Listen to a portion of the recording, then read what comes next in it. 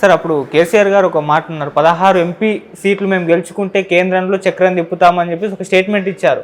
So ఇప్పుడు దాన్ని మళ్ళీ రివైండ్ చేస్తున్నారు. ఒకవేళ బీఆర్ఎస్కి 16 ఎంపీ సీట్లు వచ్చుంటే ఈసారి పరిస్థితి వేరే ఉండదు, కేంద్ర బడ్జెట్లో ఖచ్చితంగా తెలంగాణకు మంచి బడ్జెట్ అయితే కేటాయించి ఉండేదని చెప్పేసి ఇప్పుడు కొంతమంది అభిప్రాయపడుతున్నారు. సార్ మీరేం చెప్తారు? హిస్టరీలో ఎప్పుడు కూడా ఇఫ్లు బట్లకి అర్థం ఉండదు.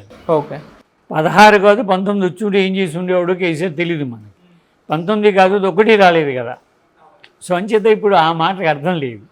వచ్చి ఉంటే అని మాటకు అర్థం ఉండదు. జగన్ కూడా ఈ మధ్యన అలాంటి భాష మాట్లాడుతున్నారు. వచ్చి ఉండడం ఏంటి? ఎన్నికల ఫలితాలు వచ్చిన తర్వాత వచ్చి ఉంటే ఇఫ్ బట్టు ఏముండదు. నీ రియల్ శక్తి ఇది ఎన్నికల్లో, దాన్ని బట్టి నీ పవర్ సెంట్రల్లో ఉంటుంది. కేసీఆర్కి ఇవాళ పవర్ లేదు, కేంద్రం మీద ఒత్తిడి తెచ్చే పరిస్థితి లేదు. మీ ఓట్లతో అసలు మీ దగ్గర ఓటే సీట్లే లేవు, సీట్లు ఉన్నా కూడా దానికి అవసరం లేదు. అప్పుడు మీ మాట చెల్లుతుందని అనుకోవడం కుదరదు. డెమోక్రసీ అనేది ప్రజలు పాల్గొనే మాట వాస్తవమే, కానీ సంఖ్యావారం ఇదంతా కూడా ఇది mathematical game. If you score more seats మీరు డిమాండ్ చేయగలరు, సీట్లే రాకుండా మీరేం డిమాండ్ చేయలేరు. అది అయ్యే పని కాదు. ఆ రియలైజేషన్ ఆంధ్రప్రదేశ్లో జగన్ కూడా జరగడంలా. ఆయన కూడా ఒక వాస్తవాన్ని గుర్తించలేకపోతున్నారు. ఆయన జగన్ 11 సీట్లు రావడానికి 175 సీట్లలో 153 సీట్లు రావడానికి చాలా తేడా ఉంటుంది. అది కుదరదు. సీట్లు తగ్గిపోయిన తర్వాత వచ్చి ఉంటే, జనం నాకు ఓటేసి ఉంటే, జనం తప్పు చేయకుండా ఉంటే, ఈ మాటలకి ఐ థింక్ ఎన్నికల ఫలితాల మీద ఈ భాష మాట్లాడకుండా ఉంటే బాగుంటుంది. ఇటీవలి కాలంలో నాకు బాగా నచ్చినటువంటి రాజకీయ నాయకుడు రిషి సునాక్. ఓకే. ఇంగ్లాండ్లో ఆయన ఓడిపోగానే ఒక మంచి మాట చెప్పాడు, ప్రజలారా మీ ఆగ్రహాన్ని నేను విన్నాను అన్నాడు. ప్రజలు కోపం వస్తే కదా ఓడించేది. ప్రజలు ఓడించేసిన తర్వాత కూడా ప్రజలు తప్పు చేశారు, అంకెలు తేడా ఇచ్చారు, ఈ మాట ఇది గంభీరంగా ఉండదు. వచ్చే ఎన్నికల్లో చూసుకుంటామని చెప్పాలి. ఇంతకన్నా డబల్ అవుతాము, ఇంకా రెట్టింపు అవుతాం, ఇంకా పెరుగుతాము. ఓడిపోయిన చాలామంది గెలిచారు, గెలిచిన చాలామంది ఓడిపోయారు, చేతుల్లో ఉంది ఇది అని అనవచ్చు. ఆ మాట తప్పేం కాదు. కానీ ప్రజలు తప్పు చేశారను, ప్రజలు తక్కువ ఓటు ఇచ్చిన గొడవ చేస్తామను ఆ మాట అంటే అంత కరెక్ట్గా కాదు. అది సీనియర్లు అందరూ కూడా ఈసారి బడ్జెట్, కేంద్ర బడ్జెట్ తప్పనిసరిగా బీహార్కి ఆంధ్రాకి అనుకూలంగా ఉంటుందని ముందే ఊహించారు. అది తెలంగాణకి వ్యతిరేకంగా ఉంటుందని కూడా ఊహించవచ్చు. తెలంగాణ స్టేక్ లేదు కేంద్ర ప్రభుత్వానికి. అక్కడ చెయ్యకపోతే అడిగేవాడు ఎవడు లేడు తెలంగాణ ప్రాంతంలో. అడిగేవాడు ఉన్నప్పుడు చేస్తారు, అంతే కదా. డెమోక్రసీ అనేది వెయిట్ కదా, సీట్ వెయిటే కదా. అది లేదు తెలంగాణ దగ్గర. చెప్పడానికి బాగుంటుంది, కేంద్ర ప్రభుత్వం అన్యాయం చేసింది మనకి చెప్పడానికి బాగుంటుంది. చెప్పని అనుకున్నా కూడా ఎన్నికలు ఏమీ లేవు దగ్గరలో. దాని ఇంపాక్ట్ ఉంటుంది అంటాను కూడా.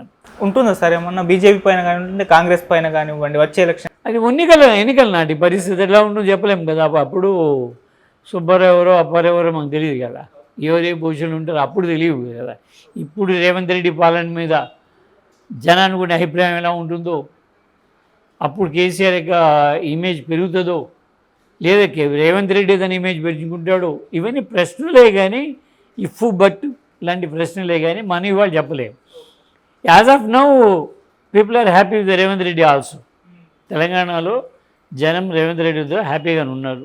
చంద్రబాబు నాయుడు తోటి ఆంధ్రప్రదేశ్లో కూడా జనం హ్యాపీగా ఉన్నారు. మొన్న 1వ తారీఖులో ఆయన పెన్షన్లు ఖచ్చితంగా ఇచ్చేశారు, జీతాలు ఇచ్చేశారు టీచర్లకు. వాళ్ళు అవి రెండు పెద్ద టాస్క్ అనుకున్నాం కాబట్టి 1వ తారీఖు ఇవ్వగలరా లేరా అన్నది. ఆ 2 టాస్కులు వాళ్ళు దాటేశారు. కాకపోతే ఓటాన్ బడ్జెట్ మీద బండి నడుపుతున్నట్టున్నారు. ఇక 4 రోజులు అలా నడుపుతారు. దాని 2 నెలల తర్వాత అసలు బడ్జెట్ వస్తుంది. అక్కడి నుండి మొదలవుతుంది.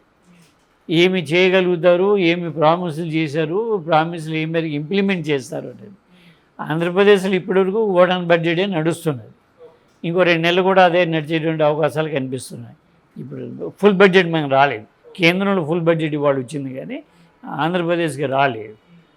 సరే, అవి ఎలా ఉంటే చూడాలి. రేవంత్ రెడ్డి ప్రామిసెస్ ఎలా నిలబెట్టుకుంటారు, ఈ లోపల కేసీఆర్ ఉంటేనే బాగుంటుందని అభిప్రాయం జనంలో కలగదా అనేది కావాలి. అయితే ఒకటి ముట్టుకు కరెక్టు, ఇక్కడ కేసీఆర్నైనా అక్కడ జగన్ జనము విధానాల మీద ఓడించారని నేనేమి అనుకోవడంలా.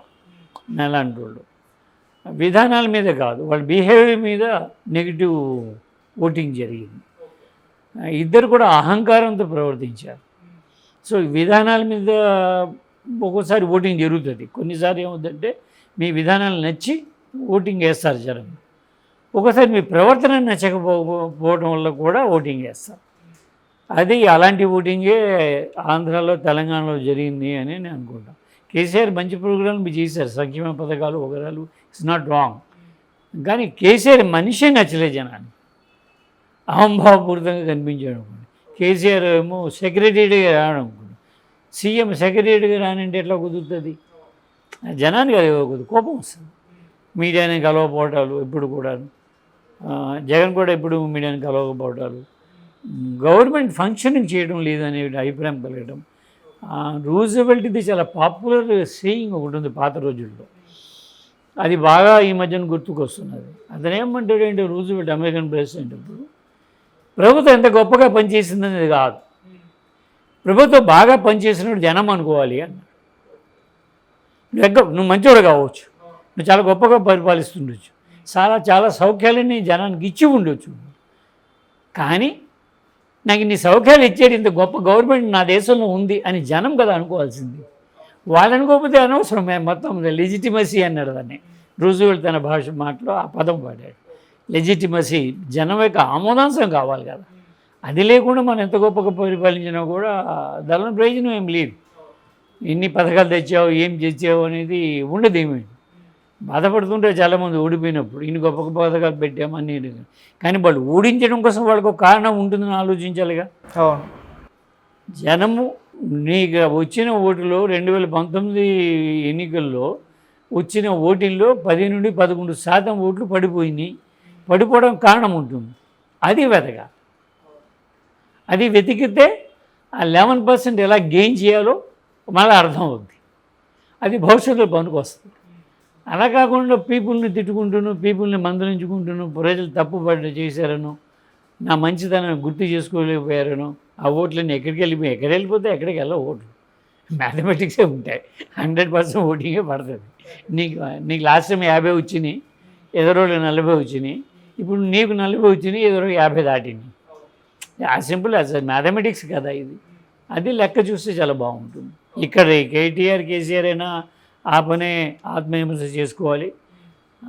ఏపీలో జగన్ అయినా సరే ఆమె అంటే ఆత్మవిమర్శ చేసుకోవాలి. జనం ఎందుకు మనల్ని ఇంత శాతం పక్కన పెట్టారు? పడ్డ ఓట్లు ఇలా పడతాయి, మరీ జీరో ఏం రావు. ఎన్నికల్లో ఒక ఓటు తేడా వచ్చినా గెలిచినట్టే కదా ఎదురోడు. సరే పెద్ద భారీ మెజార్టీలు గెలిచారు, అది వేరే కథ. కానీ ఎన్నికల్లో 1-2 ఓట్లు తేడా వచ్చి నాకు గెలుస్తారు కదా. అది ఓకే సార్. ఫైనల్గా అంటే ఇప్పుడు ఈ ప్రవేశపెట్టిన కేంద్ర బడ్జెట్ ఏమన్నా ప్రత్యేకంగా మీకు అనిపించిందా? అంటే ఇన్ని బడ్జెట్లతో కంపేర్ చేస్తే అంటే ఏమన్నా ప్రత్యేకంగా అంశాలు ఉన్నాయా? మీరేం చెప్తారు సార్? అట్లా బడ్జెట్లో కొత్తదండి నాకు నిజంగా కనిపించలేదు. సరే మీరు ముందే మనం అనుకున్నట్టుగాను పొలిటికల్లీ కంపెల్డ్ బడ్జెట్ అని మాట అనిపించింది. రాజకీయ ఒత్తిడికి గురైనటువంటి బడ్జెట్ ఇది, అది క్లియర్గా కనిపించింది. నితీష్ కుమార్, చంద్రబాబు నాయుడు గారు ఇద్దరు కూడా ఈ బడ్జెట్కే హీరోలు. నిర్మలా సీతారామన్ గారు ప్రవేశపెట్టారు, రచయితలు దీనికి Nitish Kumar and Chandrababu Naidu. That is the difference. మనము మోడీ గారు కాదు, ఓకే నరేంద్ర మోడీ గారు కాదు. ఇంతకుముందు బడ్జెట్లన్నీ నరేంద్ర మోడీ గారు డిక్టేట్ చేస్తే నిర్మలా సీతారామన్ గారు ప్రజెంట్ చేసేవారు. ఇప్పుడు వీళ్ళిద్దరూ డిక్టేట్ చేస్తే నరేంద్ర మోడీ గారు ప్రాంప్ట్ చేస్తే నిర్మలా సీతారామన్ గారు ప్రవేశపెట్టింది.